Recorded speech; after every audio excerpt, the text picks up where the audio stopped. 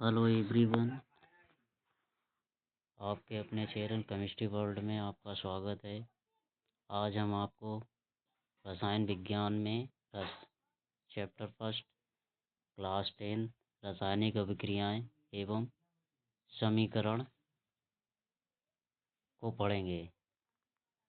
आज हम सबसे पहले रसायन शास्त्र क्या होता है इसके बारे में देख लेते हैं।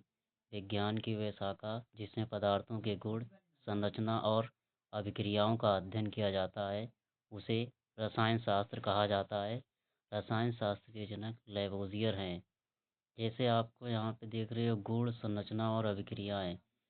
गुण का मतलब होता है जैसे किसी भी पदार्थ की भौतिक परिवर्तन या रासायनिक परिवर्तन किस प्रकार से है। तो इस प्रकार हम ये देख सकते हैं कि पदार्थ का गुण के आधार पर उसको डिफाइन कर सकते हैं कि वो पदार्थ में रासायनिक परिवर्तन है या भौतिक परिवर्तन है। ये उसके गुण को निर्धारित करता है।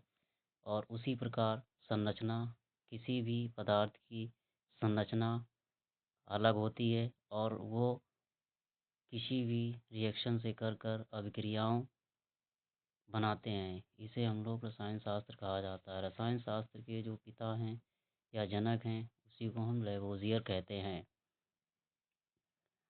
अब देखते हैं रासायनिक समीकरण। किसी रासायनिक अभिक्रिया को अभिकारकों एवं उत्पादों के प्रतीक व रासायनिक सूत्रों का प्रयोग करके प्रदर्शित करना रासायनिक समीकरण कहलाता है।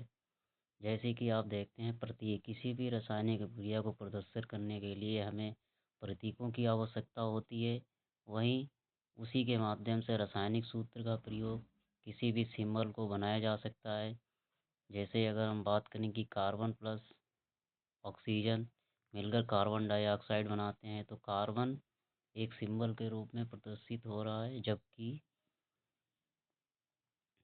ऑक्सीजन दोनों मिलकर कार्बन डाइऑक्साइड बना रहे हैं। तो ये एक रासायनिक समीकरण है। इसी प्रकार zinc plus H2SO4 zinc sulphate plus H2 का निर्माण करते हैं। अभिकारक वे पदार्थ होते हैं जो किसी रासायनिक अभिक्रिया में भाग लेते हैं और नए पदार्थ बनाते हैं। अभिकारक होते हैं। अभिकारक का मतलब होता है जैसे किसी भी रासायनिक अभिक्रिया में भाग लेते हैं और उससे एक नया पदार्थ बने तो उसे अभिकारक कहते हैं। जैसे हाइड्रोजन और ऑक्सीजन मिलकर जल का निर्माण करते हैं। जैसे आपने देखा होगा कि चाय बनाने के लिए क्या क्या चीज़ों की आवश्यकता पड़ती है। चाय बनाने के लिए हमें चीनी, पानी, चाय पत्ती की आवश्यकता पड़ती है, जिससे चाय का निर्माण होता है। जो हमारी जिन चीज़ों की आवश्यकता पड़ रही है वो हमारे अभिकारक हो गए, और जो हमें नया पदार्थ मिला है चाय, उसको हम लोग कहेंगे उत्पाद। तो अब इसी के आगे हम लोग उत्पाद को देखते हैं।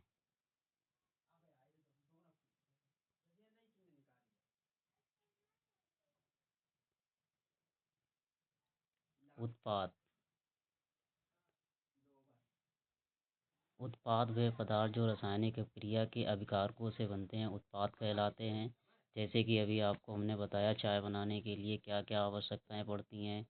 पानी, दूध, चाय की पत्ती, चीनी मिलने से चाय का निर्माण होता है। तो जो चाय बनी है उन चीज़ों से मिलने के बाद में वही हमारा चाय क्या बन गया, उत्पाद बन गया। उत्पाद बनता है।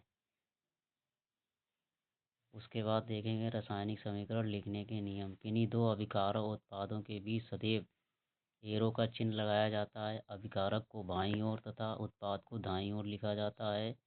यदि अभिक्रिया उत्क्रमणीय है तो अभिकारक उत्पाद के बीच एरो का चिन्ह लगाया जाता है। ये अभिक्रिया दोनों ओर होती है होती है जैसे कि बर्फ बर्फ जैसे कि होता है बर्फ बर्फ बर्फ बर्फ को अगर हम गर्म कर देते हैं, गर्म कर रहे हैं, तो ये बन जाता है पानी। इसको हम आपको नेक्स्ट पेज पे समझाते हैं। यदि हम लेते हैं बर्फ़ और ये एरो लगाते हैं, अगर हम इसको गर्म कर दें बर्फ़ को, तो यहाँ पे बनता है पानी। पानी को अगर ठंडा कर दें, ठंडा करने पर फिर से बर्फ़ बन जाता है, तो ये हमारी उत्क्रमणीय अभिक्रिया है। उत्क्रमणीय का मतलब यही होता है जिसको हम अग्र और पश्च दोनों से प्राप्त कर सकते हैं। इसी को हम लोग रासायनिक समीकरण लिखने के नियम कहते हैं। इसी प्रकार नेक्स्ट टॉपिक देखते हैं, संतुलित रासायनिक समीकरण क्या है, इसको संतुलित करना क्यों आवश्यक होता है। संतुलित रासायनिक समीकरण वह रासायनिक समीकरण है जिसमें अभिकारक और उत्पाद दोनों पक्ष में प्रत्येक तत्व की परमाणु की संख्या समान होती है, उसे संतुलित रासायनिक समीकरण कहते हैं। यानी ये हम कह सकते हैं कि जिसमें अभिकारक और उत्पाद दोनों में परमाणु की संख्या अगर समान हो रही है, तो उसे हम संतुलित समीकरण कहा जाएगा। जैसे यहाँ पर एक एग्जाम्पल दिया हुआ है, आप देख रहे होंगे N2+3H2 तो 2NH3।